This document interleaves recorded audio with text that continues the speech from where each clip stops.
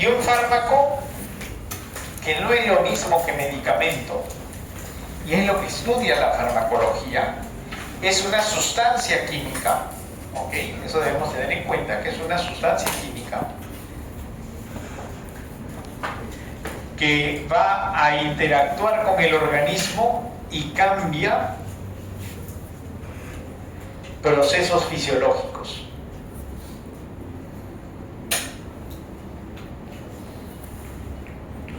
¿Ok? Eso es. Un fármaco es una sustancia química capaz de interactuar con los sistemas biológicos y producir una respuesta que atiende al cambio de procesos fisiológicos o fisiopatológicos, dependiendo de qué estemos describiendo, ¿no? ¿Y qué es un medicamento? Un medicamento es una disposición individualizada de fármaco. ¿Ok? Acá viene el fármaco y se acompaña de excipientes. O sea, es la unión de fármacos más excipientes para alcanzar un medicamento.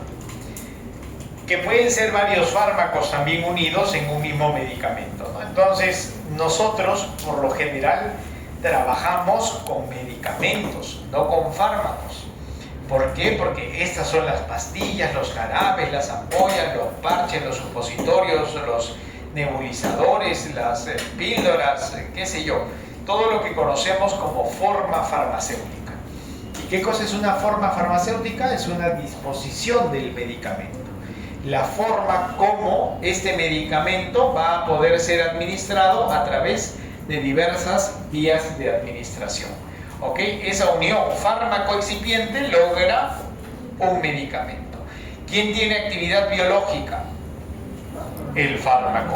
Y los excipientes solamente nos sirven para la formación del medicamento, su conservación, su administración, pero que en el organismo no tiene mayor respuesta y se va a excretar sin mayor modificación. Quien nos debe interesar finalmente como respuesta biológica, ¿quién va a ser? El fármaco, ¿verdad? Pero que acompañado del excipiente le permite a la industria farmacéutica alcanzar un preparado que goce de ciertas características mínimas elementales, como por ejemplo eficacia,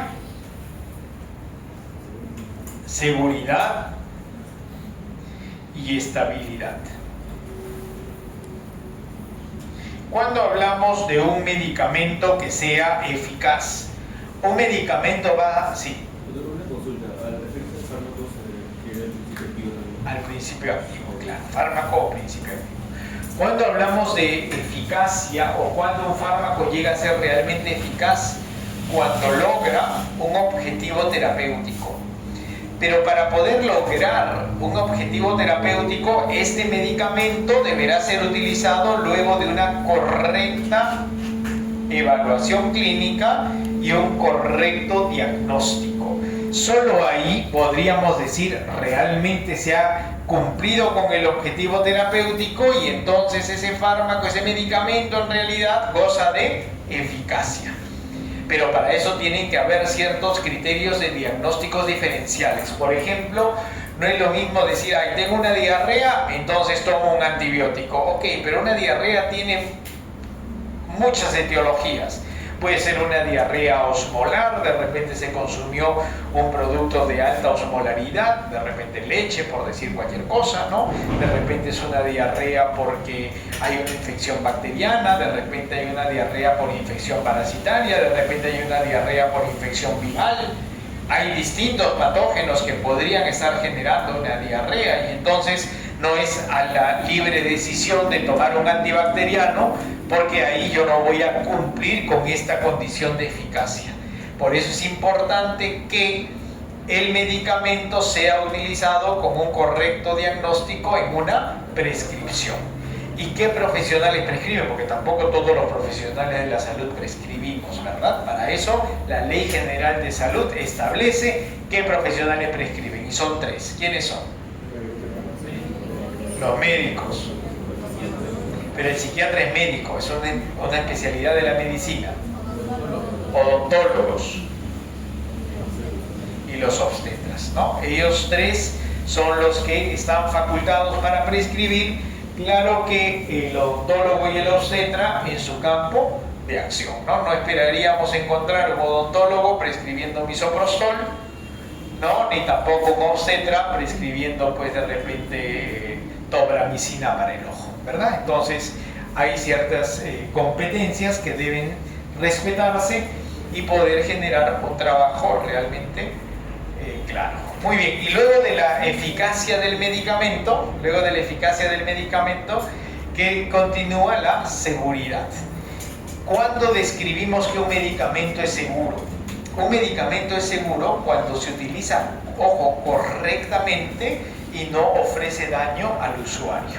Pero para eso tiene que ser correctamente utilizado en la dosis correcta, a la hora correcta, por la vía correcta, en el momento correcto y bajo ciertas condiciones. Por ejemplo, si se administra con los alimentos, si se administra sin alimentos.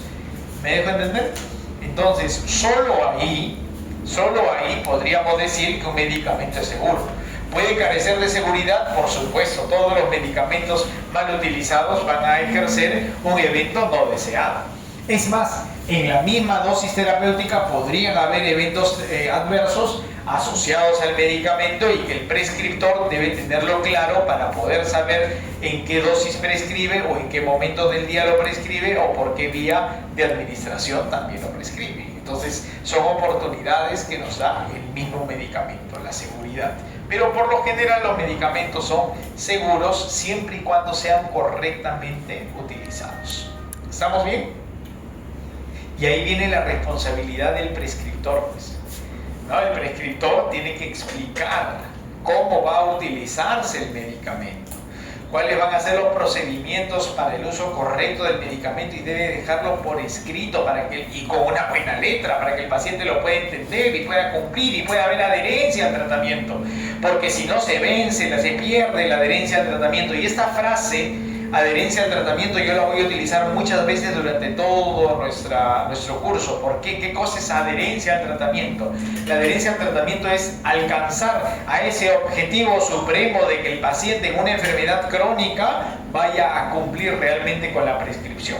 Y para eso existen muchos factores asociados. Por ejemplo, el precio del medicamento. Si yo me dejo guiar por la propaganda, ¿no? Por el visitador médico que me cae bien, que es súper chévere, que me trae regalos, o me dejo guiar por la visitadora médica que es de repente muy simpática, muy buena gente, que me trae un trago de mi cumpleaños, o que me trae, qué sé yo, o que llega al servicio del hospital con los desayunos para todos los residentes, los asistentes, los internos, los externos, y todo el mundo llega con chicharrones, con quinque, con flores, con todo, ¿no? Si nos dejamos guiar de esa propaganda, de repente es un medicamento muy costoso y que no está al alcance de las personas.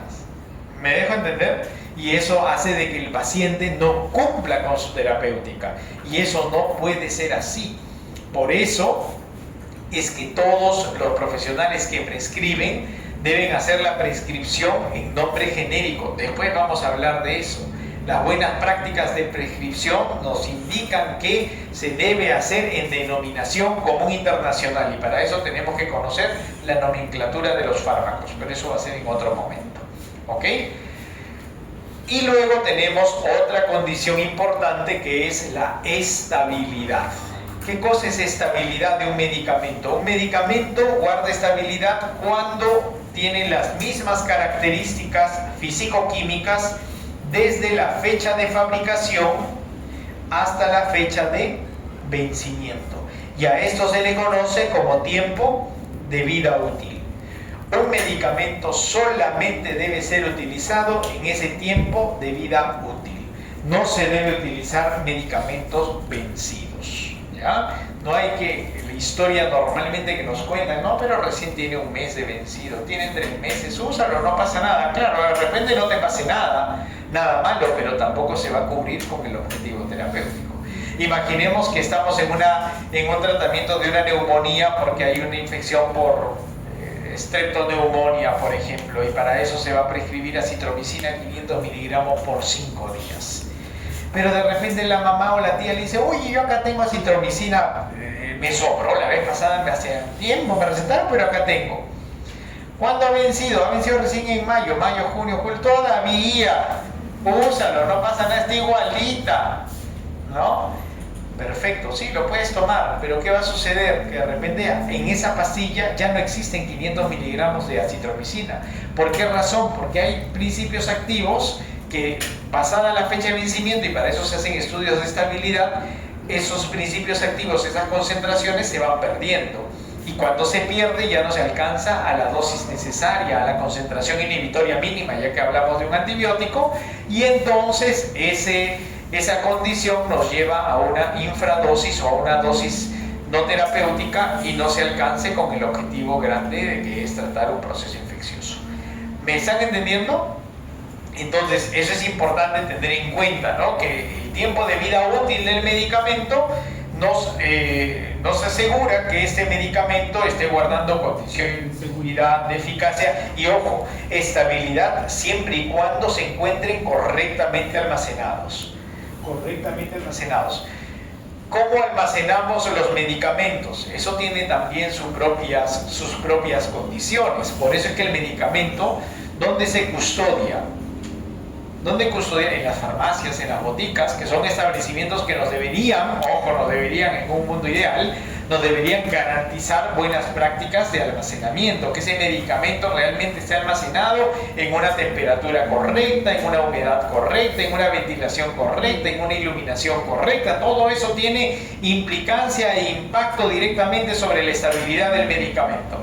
Pero si ese medicamento no se almacena de una forma correcta, no nos garantiza ni estabilidad y por supuesto no hay seguridad y se podría perder también la eficacia del medicamento. Por ejemplo, las gotas oftálmicas. Las gotas oftálmicas que a veces se utilizan 1, 2, 3, 4, 5 días y como sobra se guarda. Mal. ¿Por qué? Porque una gota oftálmica solamente se debe reservar dentro de los 30 días luego de ser abierto porque pierde su esterilidad. ¿Me dejo entender? Una vez se abre una gota oftálmica o una crema, una pomada que va a ir directamente a una zona estéril, no se pueden utilizar más allá de 30 días. Aún su fecha de vencimiento todavía no esté presente. Por eso es que las personas que sufren, por ejemplo, de glaucoma o de ojo seco van al seguro y le dan un gotero por mes.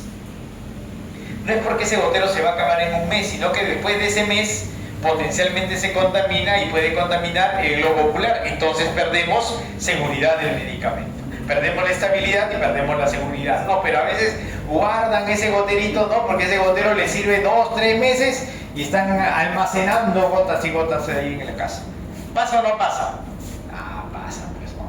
Y si nos desdobláramos, hiciéramos un viaje astral hacia nuestras casas, ¿dónde están los medicamentos? No me digan, ¿ah? Pero les puedo ir dando algunas zonas. A ver, de repente alguien lo tiene en la cocina.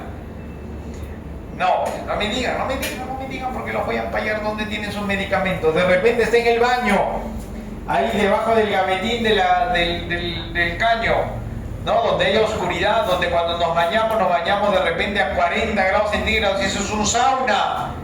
Y el medicamento debe estar entre 8 y 25 grados, pero no, ese vapor ese baño está a 40 grados centígrados, está con fiebre, ¿no? Ahí está almacenado el medicamento, no sé, no me digan, ¿no? Está en una zona oscura, húmeda, donde hay potencialidad de crecimiento de hongos, de microorganismos, no sé.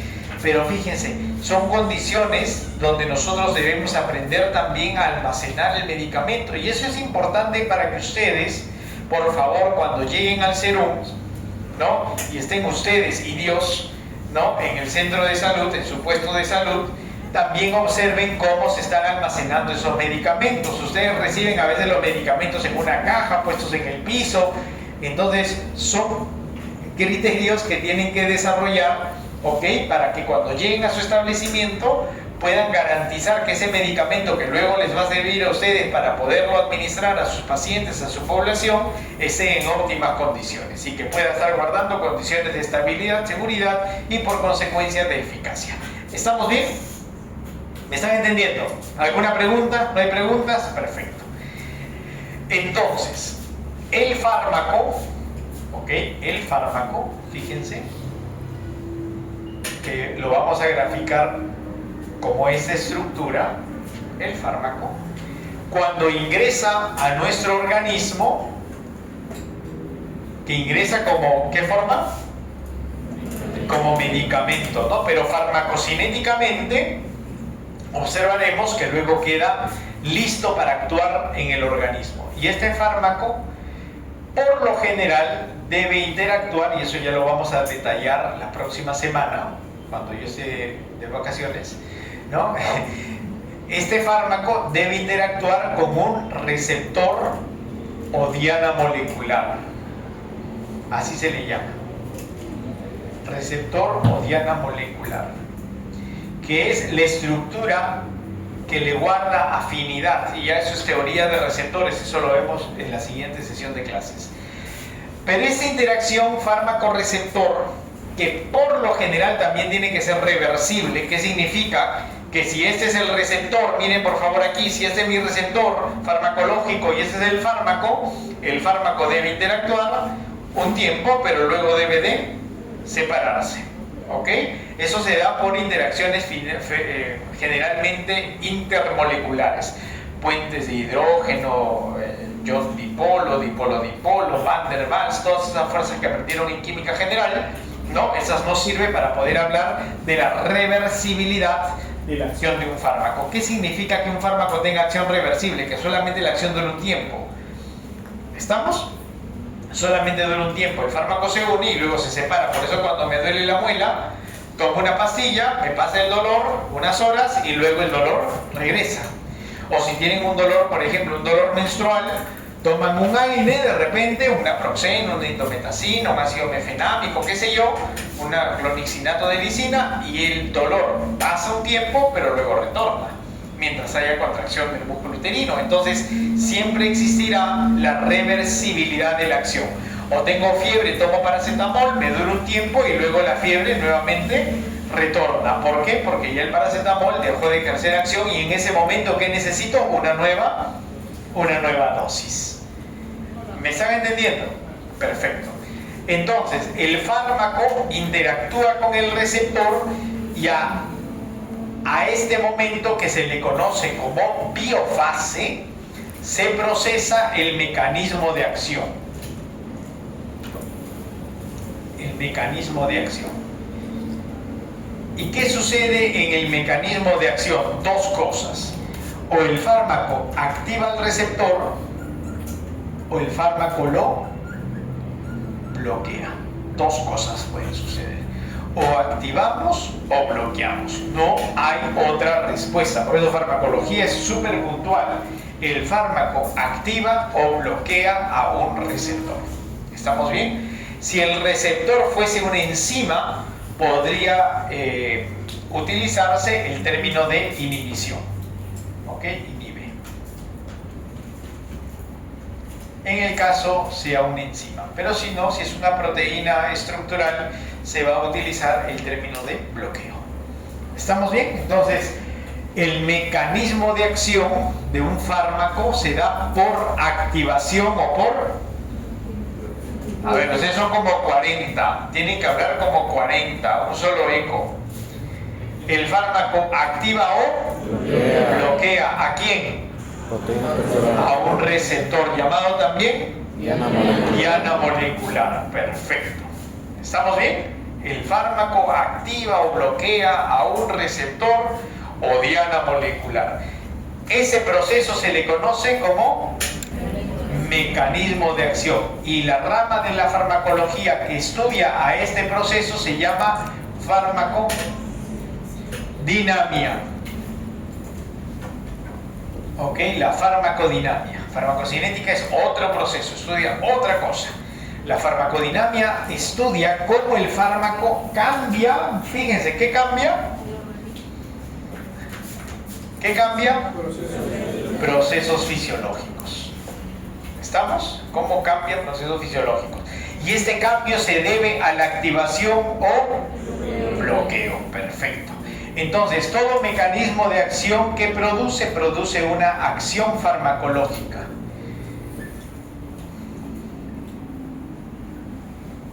¿Y qué cosa es la acción farmacológica? Es el cambio de la actividad de las funciones del organismo en el sentido de aumento o disminución. Ahora voy a explicar un poco más esto, sentido de aumento o disminución. Y toda acción farmacológica, ¿en qué se expresa? En un efecto farmacológico.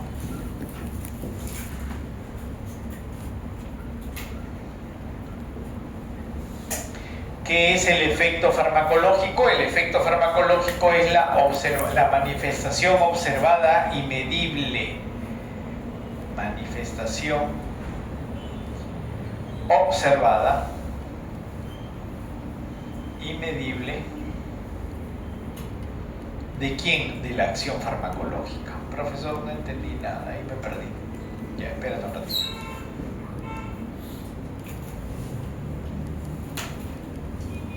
Ya. ¿Todos claros hasta mecanismo de acción?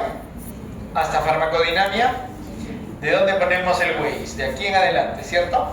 Ya, perfecto, no se preocupe. Y lo voy a hacer con un ejemplo. ¿Estamos? ¿Alguien es asmático aquí?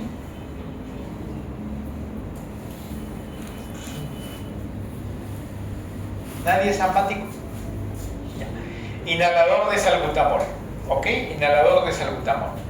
Se hace el PAF, sale el salbutamol vía aérea, llega por la vía aérea y alcanza al músculo liso bronquial. ¿Estamos bien? Entonces vamos a dibujar una célula del músculo liso bronquial. Aquí en nuestra célula del músculo liso bronquial, a nivel de su membrana, vamos a encontrar unos receptores simpáticos de las fibras simpáticas o adrenérgicas, que van a ser los receptores beta 2. Entonces, ha llegado aquí el salbutamol, y el salbutamol activa el receptor beta 2. ¿Ok? Ese es su mecanismo de acción. Entonces, ha llegado el salbutamol a la musculatura lisa bronquial, que se encuentra ¿cómo se encuentra esta musculatura lisa bronquial? Contraída. O sea, estamos en un proceso de muy bien, broncoespasmo, broncoconstricción, genial. O sea, este paciente tiene tos, tiene dificultad respiratoria, tiene opresión torácica, tiene sibilancias, tiene disminución de la saturación de oxígeno, tiene aumentadas las secreciones, etcétera, etcétera, etcétera. ¿Cierto? Perfecto. Entonces llegó el salbutamol y ¿qué hizo? Activó. ¿Bloqueó? Activó. ¿A quién? Al receptor beta 2. Perfecto.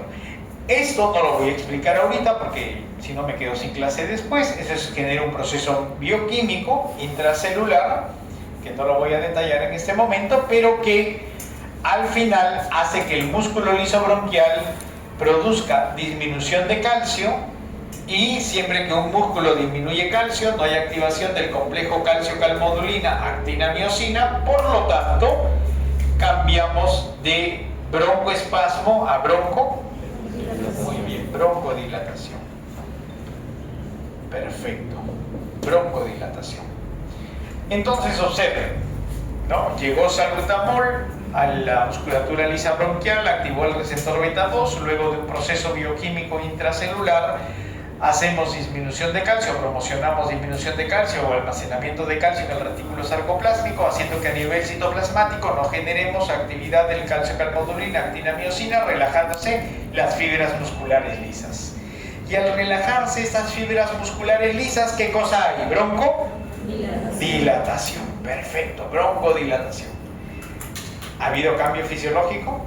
Sí, ¿verdad? ¿Cómo estábamos? En broncoespasmo, y luego del mecanismo de acción del salbutamol, ¿a qué hemos pasado? A broncodilatación. ¿Estamos bien? ¿Me están entendiendo? ¿Sí? Perfecto. Mecanismo, diana molecular, mecanismo de acción, acción farmacológica, el cambio. el cambio. Pero este cambio, ¿qué debe desencadenar? Porque la acción promociona el efecto. ¿Y cómo va a ser el efecto farmacológico?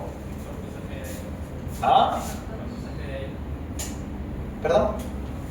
Fuerte, ¿está bien? Muy bien, va a haber mejor saturación de oxígeno, disminuye la dificultad respiratoria, va a disminuir la tos. Si salgo, que salga flaco, Andrea, si no, no tome foto. Ya, ¿estamos bien? Perfecto. Entonces, efectivamente, ¿no? El hecho de que exista broncodilatación va a hacer que disminuya la tos, mejore la disnea. Y esto que es visible, ¿no? Porque tú puedes observar el paciente que ya no está disneico, que ya está con menos tos, está mejorando la saturación de oxígeno, eso se puede medir con un pulsoxímetro, ¿cierto? Entonces, ¿esto qué vendría a ser? El efecto farmacológico. Entonces, cuando en el examen les viene una pregunta que dice: fundamente farmacodinámicamente la broncodilatación promocionada por salbutamol, ¿qué dirá? Salbutamol es un fármaco que activa los beta 2, ya, y ese proceso que luego les enseño, disminuyendo calcio, broncodilatando, disminuyendo la tos y la dificultad respiratoria. Difícil. Sí. Una consulta. Si bien es cierto, ahí se está activando un mecanismo, ¿no?, de acción, ¿puede haber otro mecanismo donde bloquee, por ejemplo, la calmodulina y evite el traspaso? Sí, o sea, otros mecanismos. ¿Sí? Por ejemplo, las metilxantinas que trabajan sobre fosfodiesterasas. Entonces, la fosfodiesterasa inhibida aumenta el AMP cíclico y el AMP cíclico promociona disminución de calcio, ¿no? Entonces son otros mecanismos, por eso hay distintos grupos farmacológicos, ¿no? Pero sí, existen otros procesos, sí, por supuesto. ¿Sí? ¿Alguna pregunta adicional? ¿Todo claro? ¿Sí? ¿Otro ejemplo? Borra por favor este pedazo de celular. Si van a tomar fotos, esta es su última oportunidad. Sonríe para que crean que tú lo has hecho. Ya, borra.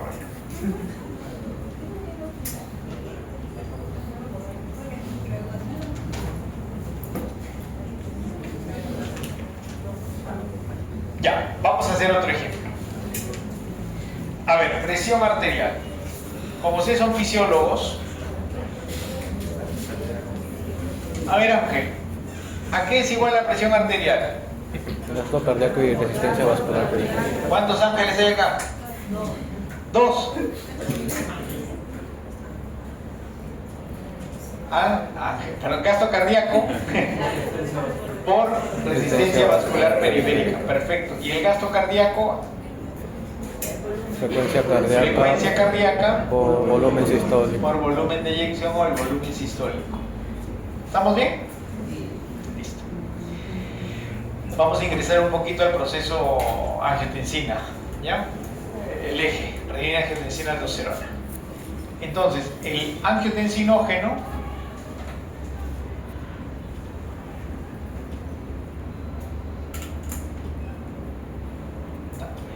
pasa a ser angiotensina 1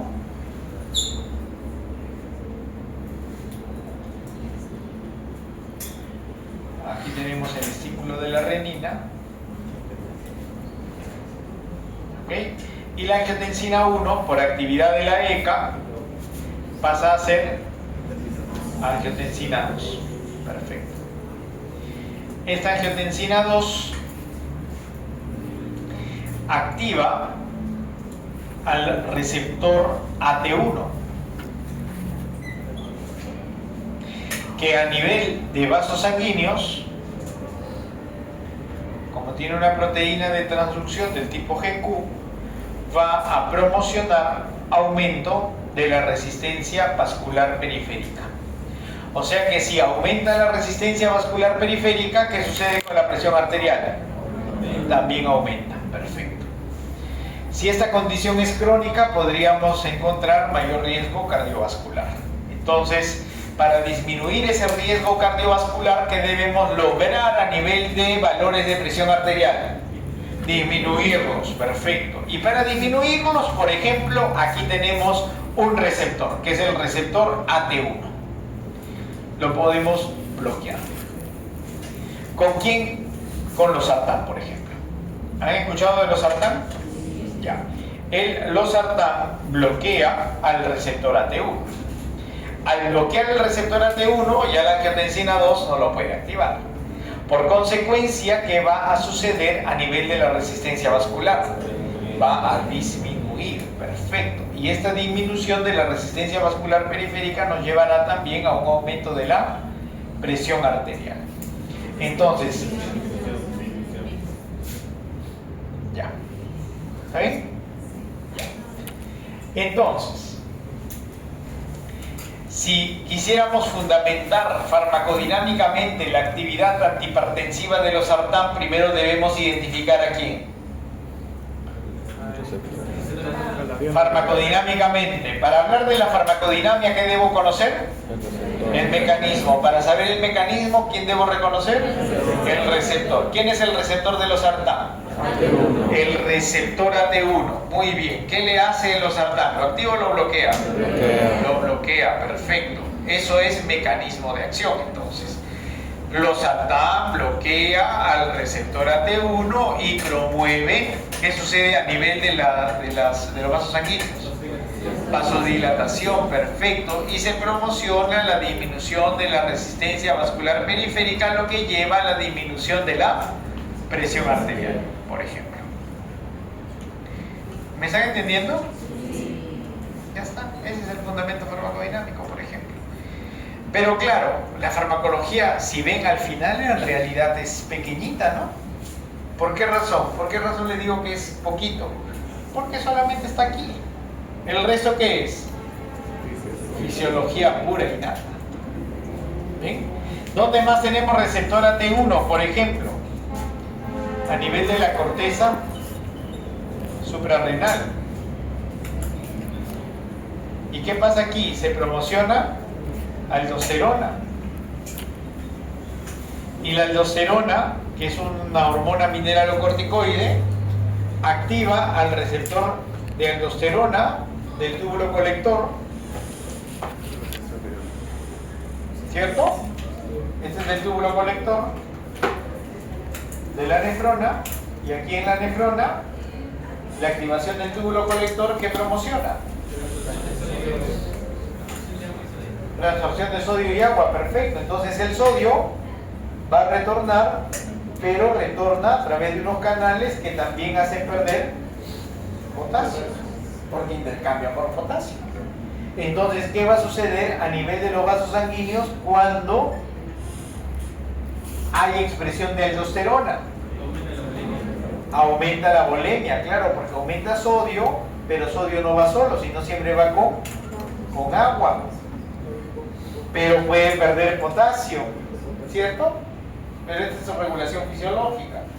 Sin embargo, cuando nosotros utilizamos los sartán y bloqueamos al receptor AT1 a nivel de la corteza suprarrenal, ¿qué va a suceder con la expresión de aldosterona? Disminuye. Y al disminuir la aldosterona, disminuye este intercambio, claro, se bota sodio y ¿quién se queda? Potasio. Entonces, uno de los eventos adversos de los sartán se va a dar por aumento de potasio. Y esto es hipercalemia o hiperpotasemia, como quieran llamarlo. ¿Me están entendiendo? ¿Ven? Pero esto no es terapéutico, ya esto va a ser una reacción adversa al medicamento. Una pregunta, entonces, si podemos tener por el losartán una hipercalemia, ¿por qué no podríamos, por ejemplo, inhibir la ECA? Perfecto. Esa es otra opción, esa es otra alternativa. Pero cuando tú inhibes a la ECA, alcanzas a la misma respuesta. Por esa razón es que las guías terapéuticas te indican nunca asocies enalapril con los sartán para manejar antihipertensión, porque puedes inducir a hipercalemia. Y eso tiene también su fundamento farmacodinámico, que muchas veces lo pregunto, ¿no? Fundamenta farmacodinámicamente la hipercalemia promocionada, la asociación enalapril-losartán. Entonces, por un lado dices, ¿no? El enalapril inhibe a la ECA, por lo tanto hay menor expresión de angiotensina 2, que a nivel de la corteza suprarrenal estimulará disminución de la expresión de aldosterona, aumentando el potasio o dejando al potasio en sangre, ¿cierto? Porque disminuye el intercambio. Por otro lado, losartán, bloqueando el receptor AT1, también disminuye en la corteza suprarrenal la expresión de aldosterona, evitando el intercambio sodio-potasio, aumentando el potasio en sangre, y esas dos condiciones pueden condicionar mayor riesgo de hipercalemia. Pero ahí estamos dando el fundamento farmacodinámico. ¿Por qué? Porque estamos hablando de los mecanismos de acción. Sí. ¿Por qué las IECAs como RAM principal en las dos? Ya, muy bien. ¿Por qué los IECA promocionan tos? Primero, ¿dónde está la ECA? ¿Dónde se expresa la ECA? Pulmones, perfecto. Y cuando utilizamos enalapril, el enalapril inhibe a la ECA, y la ECA, como enzima, participa en un metabolismo paralelo que no solamente es de la angiotensina, sino también de la bradicinina, que viene del metabolismo de los cininógenos. Bradicinina, ¿qué es un cininógeno? Es un vasodilatador. Así como hay vasoconstrictores, tiene que haber vasodilatadores para la compensación fisiológica. Entonces, ¿qué sucede? Si yo, la bradicinina por la ECA se metaboliza a un péptido inactivo para su excreción ya. Y si estoy utilizando enalapril me está inhibiendo la ECA. Si me inhibe la ECA, ¿qué pasa con la bradicinina? Aumenta. Y si este es un vasodilatador, promociona vasodilatación, pero ¿dónde? ¿Dónde está la ECA? A nivel pulmonar. Y si yo estoy promocionando una vasodilatación a nivel de vía respiratoria, estoy generando una dinámica de inflamación, porque el principio de inflamación es la vasodilatación. Y si estoy generando una inflamación, una vasodilatación puntualmente en la vía aérea, esto genera tos. Por eso es que el 25% de personas, hasta el 25% de personas que utilizan IECAs pueden generar tos. Fármaco cracks. Eso lo voy a poner fármaco cracks, creo que no está. ¿Estamos bien? ¿Me están entendiendo por qué se promociona la tos en el uso de IECAs? Pero ahorita, al margen de lo que vayamos viendo puntualmente como IECA, como bradicinina, como sistema, vamos ahorita a entender esto. ¿Qué es una reacción adversa? ¿Qué es una acción farmacológica? ¿Qué es un efecto farmacológico? Eso es lo que me interesa, que en ese momento del desarrollo tengamos como aprendizaje. ¿Estamos bien? Luego iremos hablando de muchos sistemas, de muchos grupos farmacológicos, de muchos receptores, pero ahorita lo que me interesa es que vayamos entendiendo esta parte. ¿Está claro? ¿Alguna pregunta? ¿No? ¿Otro ejemplo? Sí. ¿Ah? ¿Otro ejemplo? ¿Sí? Por la pizarra, por favor. La parte de tramadol es un agente opiáceo.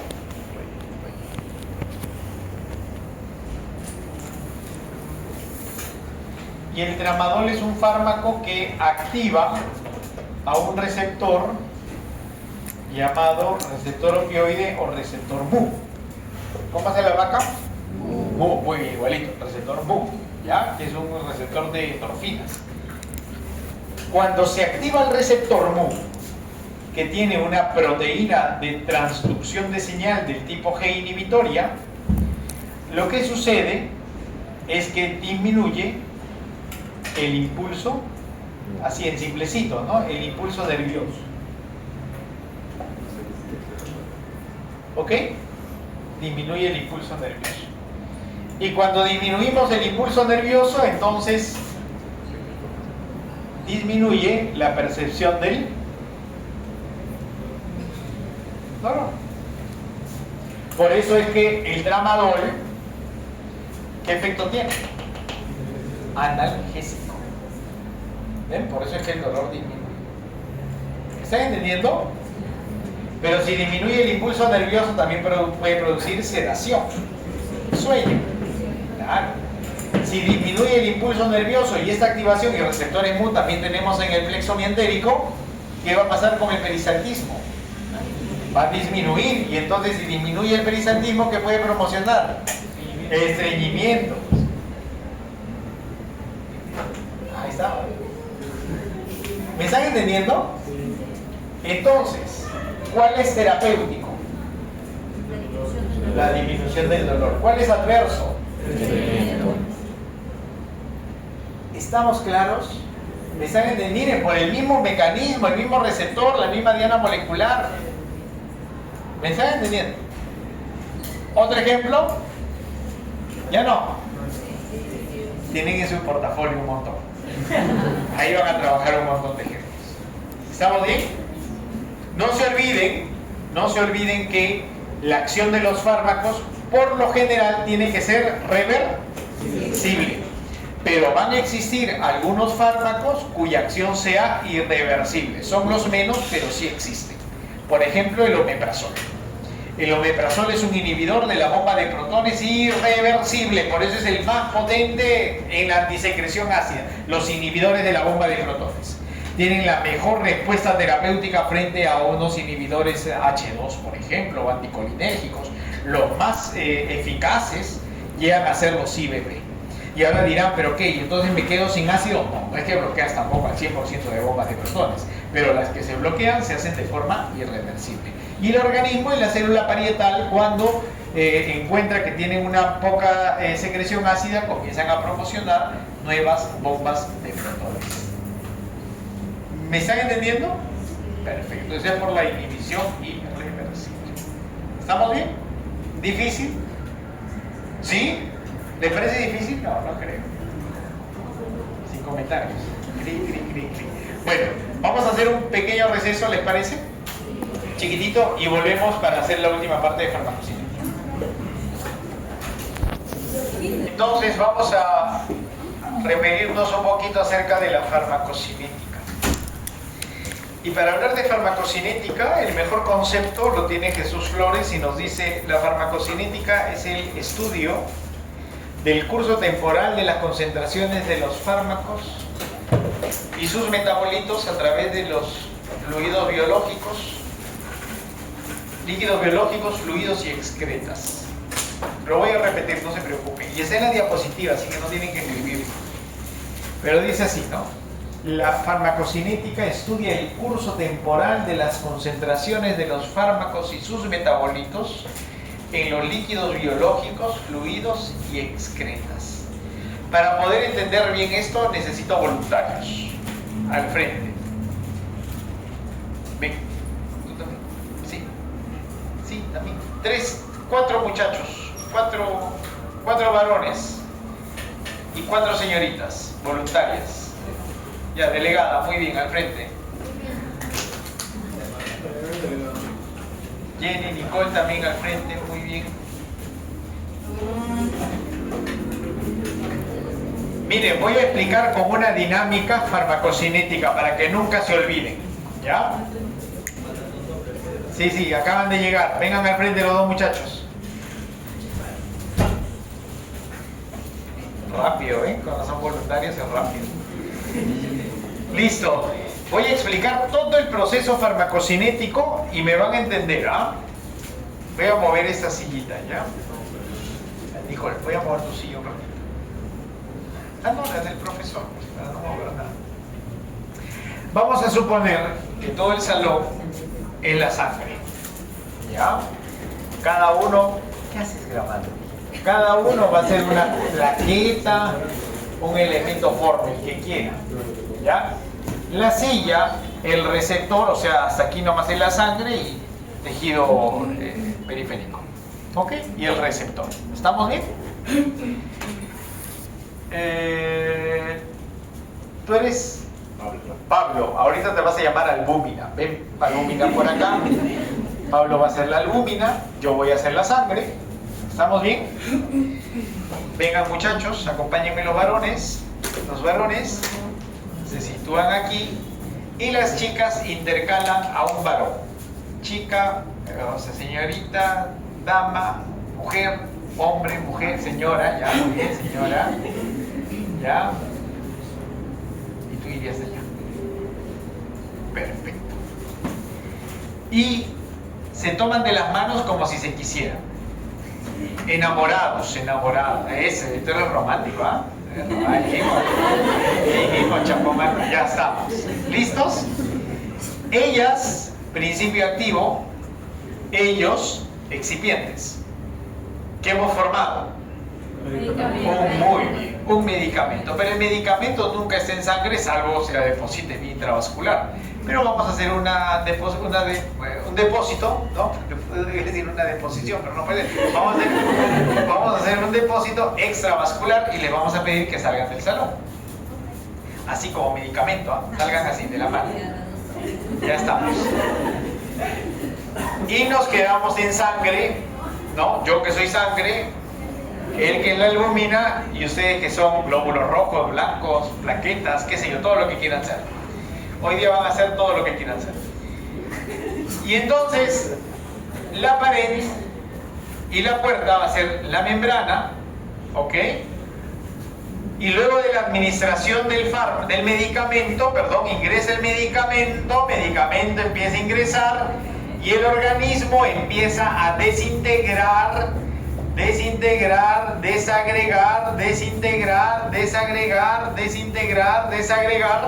¿perfecto? Y nos quedamos con fármaco por un lado, porque ellos nos interesan, fármaco por aquí, muy bien, y el excipiente, que ya cumplió su función, porque nos permitió tener un medicamento seguro, eficaz, estable, de fácil administración, y en estos momentos ya no cumple una función biológica importante, y el organismo ¿qué hace? Lo excreta, vía de repente renal, ¿no? Vía renal, muy bien, busca el riñón, fíltrate, muy bien. Vía respiratoria, difusión de gases, muy bien. Y de repente vía biliar, ¿no? Esfínter de Oddi. Y hasta que encuentres la luz. ¿Estamos bien? Perfecto. Entonces, luego de la administración de un medicamento, de una determinada dosis, una fracción de fármaco, vengan chicas, esta fracción llegó a la sangre. A esta fracción se le va a llamar como la biodisponibilidad. ¿Estamos?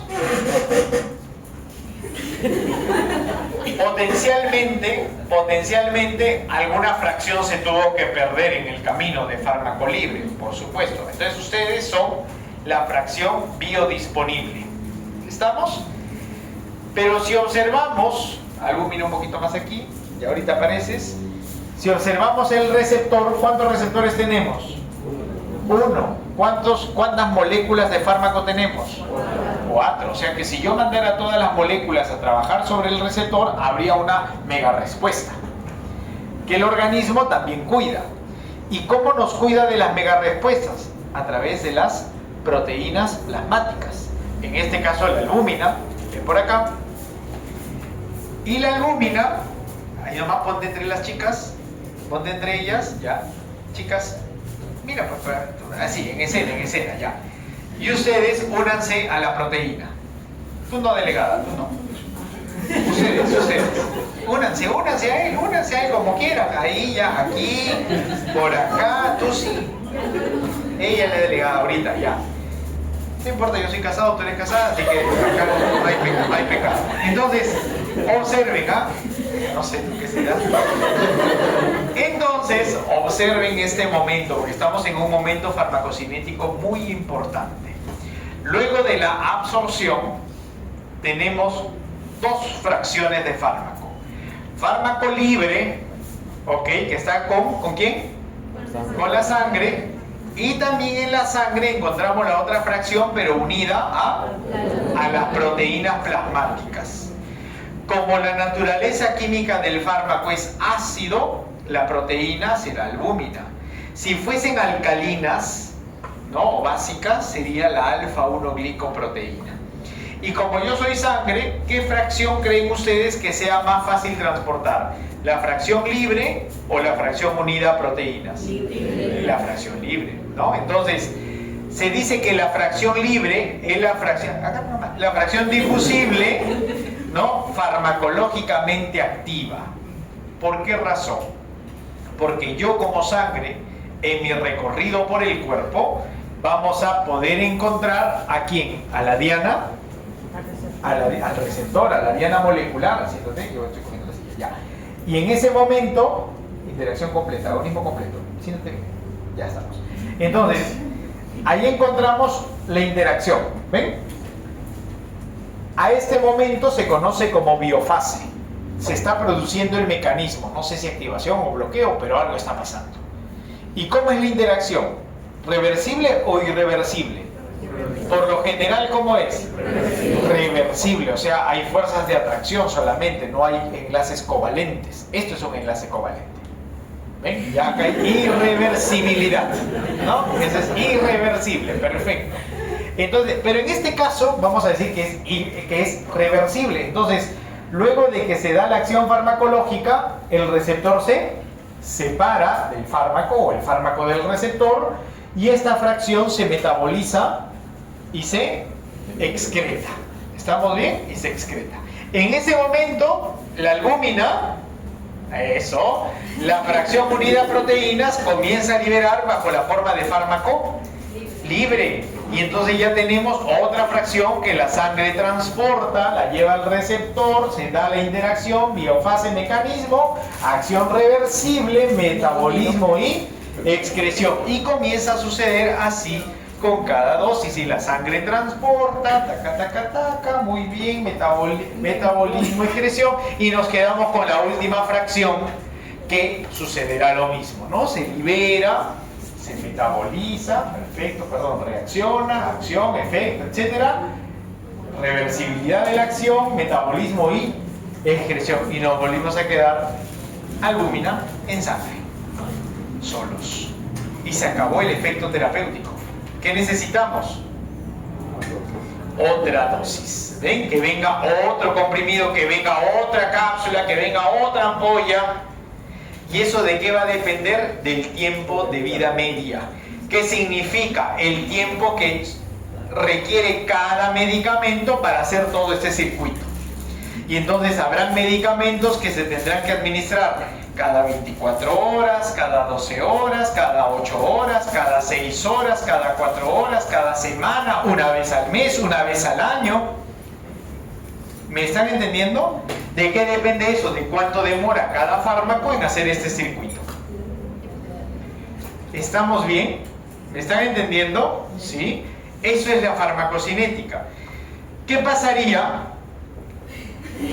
¿Qué pasaría si una persona tiene algún problema hepático o algún problema nutricional y no tiene la misma cantidad de albúmina? ¿Qué dosis, qué fracción estaría aumentada? La fracción libre, y potencialmente habría mayor respuesta terapéutica que podría llegar a ser dosis de toxicidad. Entonces, en un paciente de repente anciano, un paciente desnutrido, un paciente hepatópata que tenga problemas hepáticos, que no sintetice proteínas, no pueden recibir las mismas dosis. ¿Me dejo entender? ¿Por qué? Porque potencialmente van a tener dosis de toxicidad, o de repente que tenga un daño renal y que no elimine, y que el medicamento libre se quede nuevamente en sangre. Entonces igual puede haber una dosis de toxicidad, y en esos pacientes se tiene que generar un ajuste de dosis. ¿Estamos claros? ¿Me están entendiendo? A todo eso entonces se le ha llamado farmacocinética, ¿ya? Farmacocinética. Y estudia justo el recorrido, ¿ven?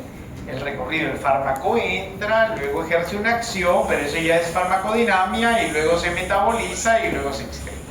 Por supuesto que cada proceso tiene una serie de detalles que ya nos reuniremos en algún formato virtual para poderlo reconocer con más detalle. Por lo pronto, ahí nos vamos a quedar. Tienen las PPTs con ustedes, ahí también está todo el proceso, gracias a Albúmina, perdóname, gracias a Albúmina. Y no sé si tengan alguna pregunta, alguna inquietud hasta aquí. Ninguna. ¿Seguros? ¿Qué debemos traer Primero, mi compromiso. Delegados, nos ponemos de acuerdo. ¿Ya? ¿Por qué? En una sola sesión vamos a recuperar la clase que, bueno, farmacocinética y lo que tendría que ver de farmacodinámica. ¿Ya? En algún momento virtual ya coordinamos, no les puedo dar ahorita una fecha porque tengo que ver un poco mi agenda, pero trataré de que todos tengan disponibilidad en ese momento. ¿Ya? Y de ahí, la próxima semana sí traigan por favor su cuaderno de trabajo impreso y avanzado. ¿Ya?